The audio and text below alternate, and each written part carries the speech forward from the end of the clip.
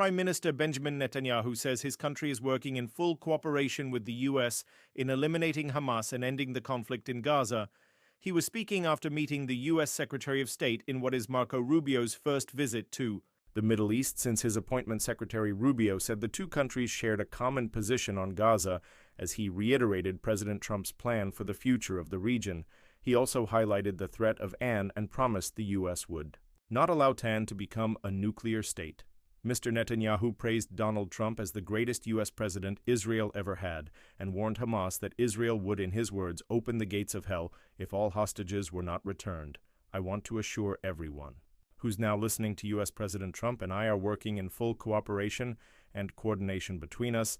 We have a common strategy and we can't always share the details of this strategy with the public, including when the gates of hell will be open, as they surely will if all our hostages are not released until the last one of them. Israel is determined to achieve all the war objectives we set after the horrific attack on October 7th, the worst attack on Jews since the Holocaust. We will eliminate Hamas's military capability and its political rule in Gaza.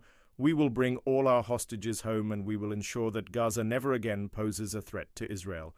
The unequivocal support of the United States on Gaza will help us achieve these objectives faster and set us on a path for a different future.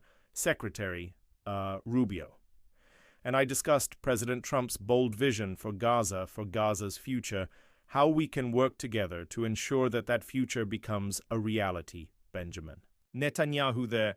Well, the U.S. Secretary of State stressed the importance that all Israeli hostages are returned home. He also highlighted the threat from Iran across the Middle East. The common theme in all of these challenges is Iran. It is the single greatest source of instability in the region, behind every terrorist group, behind every act of violence, behind every destabilizing activity, behind everything that threatens peace and stability for the millions of people who call this region home, is Iran. And by Iran, I mean the Ayatollah by Iran. I mean its regime, a regime who, by the way, its people don't support. The people of Iran are victims of that regime. And so I think it's important to constantly point that whether we talk about Hamas, or we talk about Hezbollah, or we talk about violence in the West Bank, or we talk about destabilization in Syria, or we talk about any of these issues, the militias in Iraq, they all have behind them one common theme, Iran, and that must be addressed.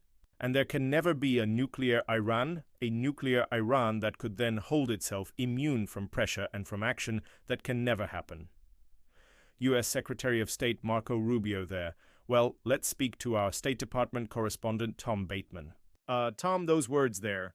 Let's take first of all the praise for what is described as President Trump's bold vision for Gaza.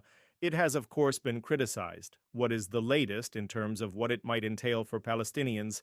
Well, as far as we know from Mr. Trump himself, who has doubled down on this proposal in recent days, is that what he has proposed is, in his words, the resettlement permanently of the entire population of Gaza into Egypt and Jordan, or further afield, while the U.S. would take possession of the Gaza Strip and rebuild it as a Mediterranean resort. He's called it the Riviera of the Middle East now because of the clear sense of compulsion around this plan.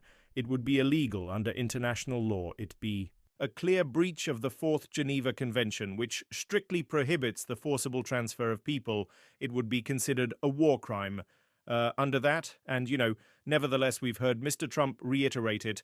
What we've heard from Mr. Rubio, not so much on this trip, but in the run-up to, it was perhaps a different emphasis on this particular proposal, because what he has said is that he believes this is the only proposal out there for the future of Gaza, and therefore it is up to Arab nations in the region to step forward and come up, he believes, with their own proposals, which they would therefore back with money and potentially with security forces to try to stabilize Gaza.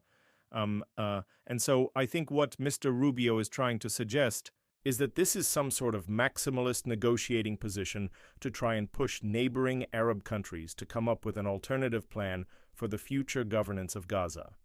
It's worth saying that all of this is a distinctly different future.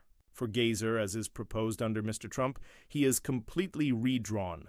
The way the U.S. not only sees the entire conflict historically, but also the future of Gaza, because he has basically blown out of the water what the Biden administration had been hoping to get towards, and that would be at the end of the third phase of the current ceasefire and hostage release deal that you would have Gaza run basically by moderate Palestinian forces, perhaps with Arab nations helping out, particularly when it comes to security forces. That future is now gone. And we are in a situation where the American and Iran are pushing something completely different and in effect laying an expectation on the Arab countries to sort of step in and come up with that. But really, we do have this sort of strategic vacuum when it comes to any viable internationally backed future for the Gaza Strip. Tom Bateman, our State Department correspondent. Thank you, UKK News.